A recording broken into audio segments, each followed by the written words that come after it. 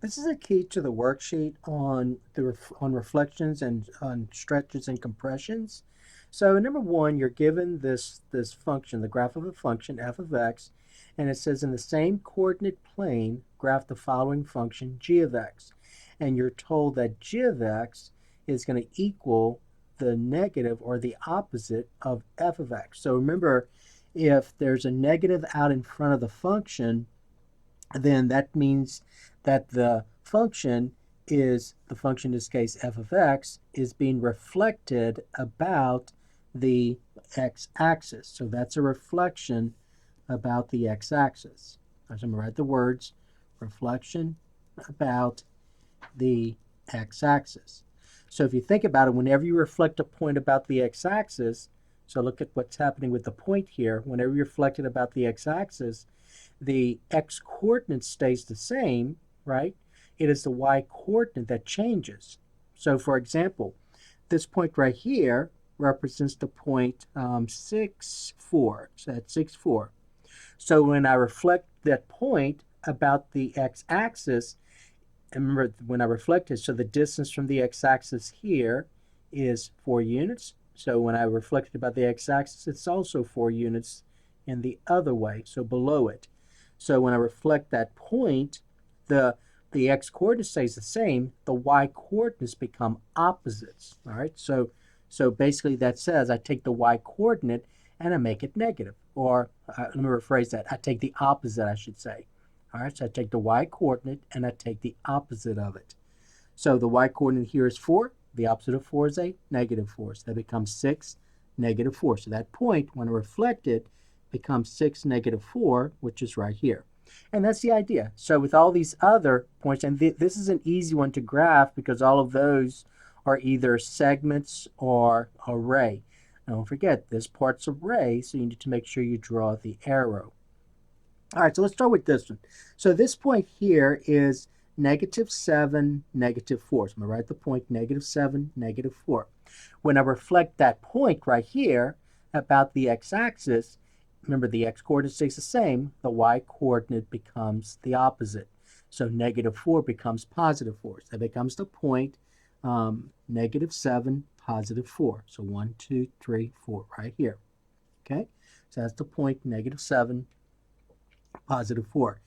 Now the endpoint of that segment, remember it's always easy to graph segments, so the endpoint of that segment, just look at the endpoint. So the endpoint of that segment here is negative 1, negative 2. So let me write that out, negative 1, negative 2. When I reflect negative 1, negative 2 about the x-axis, it becomes a point negative 1, positive 2. All right, so there's that point. And then what I would do at that point is I would take a straight edge and then graph that segment. So let me go ahead and do that. So I'm going to graph that segment. And so when I do this, so this segment here, when I reflect it about the x-axis, becomes this segment. All right, now this horizontal segment is going to be also a horizontal segment when you're reflected about the x-axis. So let's look at this endpoint here. So that endpoint here is 3, that's 3, negative 2. So 3, negative 2. When I reflect that about the x-axis, it becomes a point 3, positive 2. Kind of makes sense, right? Because that has to be a horizontal segment also. All right, so let's go ahead and draw that segment. And so you get something that looks like this. And then, and so now we've already dealt with this one, so now I'll just draw my ray. So then the ray, just connect those 2 points like this, and then draw your ray, and there's the function right here. This is g of x. So it'll be g of x, which equals the opposite of f of x. Okay? All right, so that's that one. So that was number 1. All right, now number 2, so whenever we talk about these points here, so remember this negative out here says I take the y value, right? I take the y value and I take the opposite of it, which also means multiply the y value by negative 1, doesn't it? So when I look at this one here, so let's do this one. This one's a lot easier than this one. So this says that if this point negative 6, 2 is on g of x, then what does this point become when I graph the the function 1/2 g of x. So remember, g of x here means y, right? Just like we said this right here says I take my y value and I take the opposite of it, or I multiply by -1.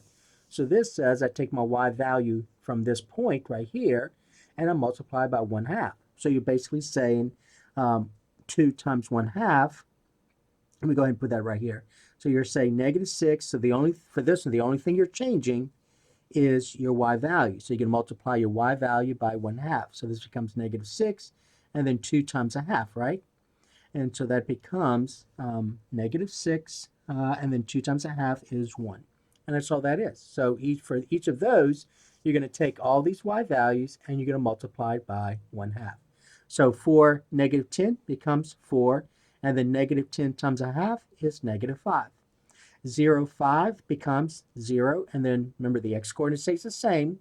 It's the y-coordinate that changes. So 5 times 1/2 is 5/2. And then over here, you're going to get 3, and then -1 times 1/2 is -1/2. All right, so that one's easy. Now, over here, so remember, this one here is a vertical transformation. This here is a horizontal transformation. So be a little bit careful. So this was easy because I can actually remember that g of x means the same thing as y. So I'll take y and multiply by 1/2. Here it's a little bit more difficult to figure out.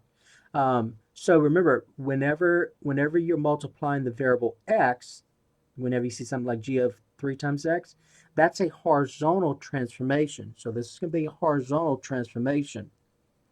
And so in one of your lessons, or in a couple of your lessons, horizontal transformation, and a couple of your lessons, if you look at that lesson, so one of your lessons, we looked at this function right here. So we have the parent function, y equal absolute value of x, and then we're looking at this horizontal transformation. So so this right here kind of looks like this idea here, right? So g of 3x, except this one was actually a function that you knew, the absolute value function. But I want you to notice what happens. So when I take the parent function here, and I'm graphing y equals the absolute value of 2x. So remember in this lesson what we talked about. So when I take this point right here, so let's look at this point on the parent function, and when I graph this, notice this point transforms to this point right here. So that's a horizontal transformation. And when I look at this part here, where I have y equals 1/2 x, it transforms to this point here. Now again, these are horizontal transformations. All right, so this here is a vertical transformation. This is a horizontal transformation. So these are horizontal. But I want you to notice what happens. So when you go horizontally, remember the y-coordinate stays the same. It's the x-coordinate that changes. So in a horizontal transformation, and see this right here and this right here, those are horizontal transformations. The y-coordinate stays the same. It's the x-coordinate that changes. So right away, you know this. Right away, when you do all these points, my y-coordinate is going to stay the same. So this is going to be 2, this is going to be -10, this is going to be 5, and this is going to be -1. All right, so based on that lesson that we've learned about. Now, so the x-coordinate changes. So let's see how the x-coordinate changes. So let's look at this point here where we had this coefficient of 1/2 right here. So this x-coordinate right here is, let's see, that is 3, right? That is 3. So this x-coordinate, or this point here becomes this point, and the x-coordinate of that point here is 6. So 3 x-coordinate becomes 6 x-coordinate. So you see this 1/2 right here? Some students think that you multiply x by 1/2. Remember, horizontal transformation, you got to be careful. You don't take x multiplied by 1/2. And they confuse that because of the way we did this one. So it does make sense to take my y-coordinate and multiply by 1/2, but that's not the case here. So basically what happens is this. You're going to multiply the x-coordinate on the parent function, all right, the x-coordinate of the parent function, So you can multiply the x-coordinate parent function, multiply the x-coordinate by the reciprocal of this. So basically you're saying 1 divided by 1/2. So by a factor of 1 divided by 1/2. So you're always going to take this coefficient, always going to take this coefficient, and you can take the reciprocal of it. So basically 1 divided by 1/2, which is 2. Okay? So 3 times 2 is 6. And then right here, if we look at this point here, which is 2, the x-coordinate is 2. When I transform it to this one, the x-coordinate of 2 becomes the x-coordinate of 4. Okay? When I go this way, see where we have 2? I take the reciprocal of 2. The reciprocal of 2 is 1/2. So you're going to take each of those x-coordinates and you multiply by 1/2. So notice, this x-coordinate was 3. 3 times 1/2 is 1.5. This, let's look at this one. This x-coordinate was 4, right? 4 times 1/2 is 2. All right? So when you do the horizontal transformations, you multiply by a factor of this reciprocal. Okay? So you take the reciprocal. That's what you're going to multiply the x-coordinates by, the reciprocal. And so just one other thing I want you to remember. When you go to the right, when you do a horizontal transformation, you move it to the right, that's a horizontal stretch. So you're stretching the parent function. That's what that means. When you go to the left like this, when you move to the left, that's a compression. So this is a horizontal stretch. This is a horizontal compression. That's what we talked about. So remember, stretch and compression. So you may want to go back and look at that lesson that dealt with horizontal transformations. So in summary, this is what we talked about. So all this was in that lesson. So whenever you're graphing f of kx, you're going to see this coefficient of x. So if k is greater than 1, so the absolute value k is greater than 1, you're going to compress by a factor of 1/2. So you take the reciprocal. This is what that means. Take the reciprocal of k, all right, which is a coefficient of x. So the reciprocal of k. And so if it's less than 1, that's a stretch. So you see this right here was less than 1. So we did a stretch. This is a compression. Greater than 1, compression. All right? So basically from all this is what we now know. So you're going to multiply the x-coordinates. So multiply x-coordinates by the reciprocal of the coefficient. So you can multiply the x-coordinates by 1/3. The reciprocal of 3 is 1/3. All right? So -6 times 1/3.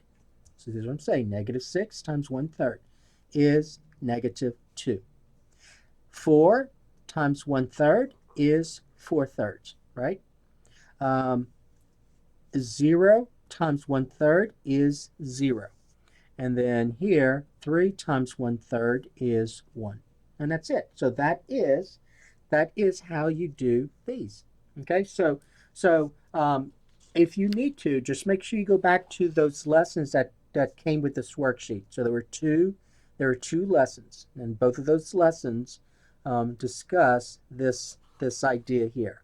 Okay, all right. So that is the key to this worksheet on reflections and stretches and compressions.